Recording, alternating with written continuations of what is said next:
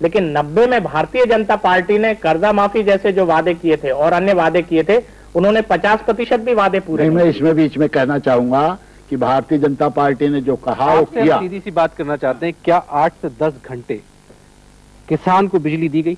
देखिए ऐसा क्या ब्लॉक में जो एक 50 बेड हॉस्पिटल की आपने बात करी वो दी गई? उस वक्त बिजली दी गई है, हो सकता है अनइंटरप्टेड 8 घंटे न मिली हो, लेकिन जब 2 घंटे भी नहीं है, ऐसा नहीं, ऐसा बिल्कुल ऐसा 2 घंटे ऐसा नहीं है। 2 घंटे क्या? अरे साहब उत्पादन कैसे बढ़ गया? अगर बिजली नहीं मिली किसान को, किसान को अगर उत्पादन नहीं, इन आंकड़ों को जब आपने आंकड़े दिए हैं तो आप आंकड़े सुन लें। क्या होगा?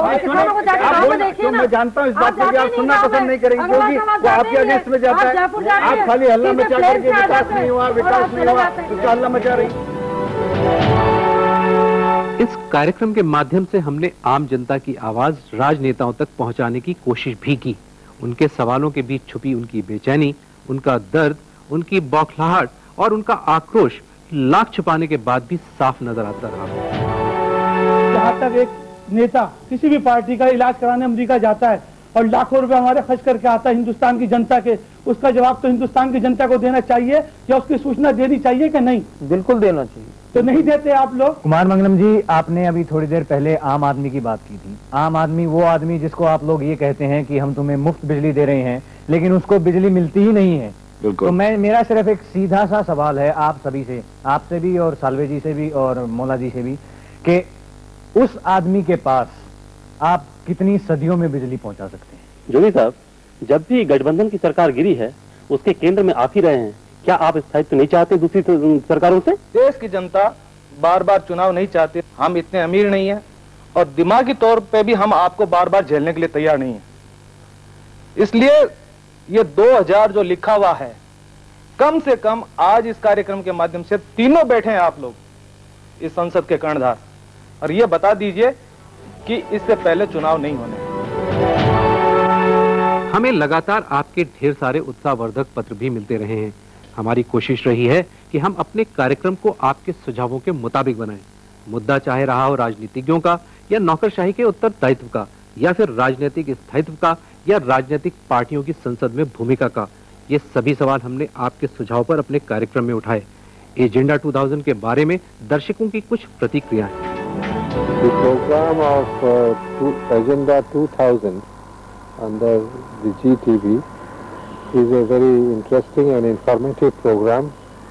It is highly beneficial for those who want to become up to date in the current matters, and many of the issues which are discussed are equally interesting. Agenda 2000 programme जो आपका है वो काफ़ी ठीक है वैसे, क्योंकि इसमें जो है आप लोगों की समस्याओं का और दूसरी चीज़ों का ध्यान आकर्षित करवाकर और सबका ध्यान पूरे राष्ट्रीय स्तर पर आप आकर्षित करवाते हो।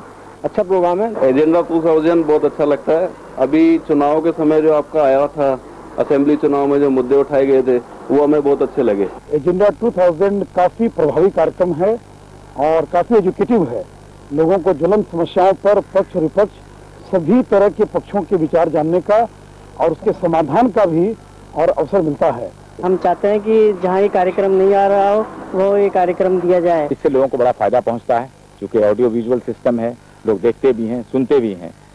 तो टीवी के माध्यम से आप बहुत बड़ा काम कर रहे हैं और ऐसे टॉपिक्स जो बहुत ही करंट हैं, ऐसे प्रॉब्लम्स जो बहुत ही करंट हैं, उन पर इनके विचार को सुनने के बाद लोग सोचने पर मजबूर होते हैं और उनके चिंतन को भी एक दिशा मिलती है और लोग उत्तेजित होकर एक स्टिमुलस के नाते अपनी कुछ प्रतिक्रियाएं देते हैं और लोग आपस में बातचीत करते हैं। इसलिए प्रोग्राम आपका बड़ा सफल है। मैं सिर्फ इतना ही कहूँगा।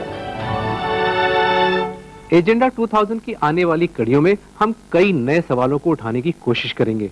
अपनी इस मुहिम की सफलता के लिए हमें हर कदम पर आपकी और आपके सुझावों की जरूरत पड़ेगी।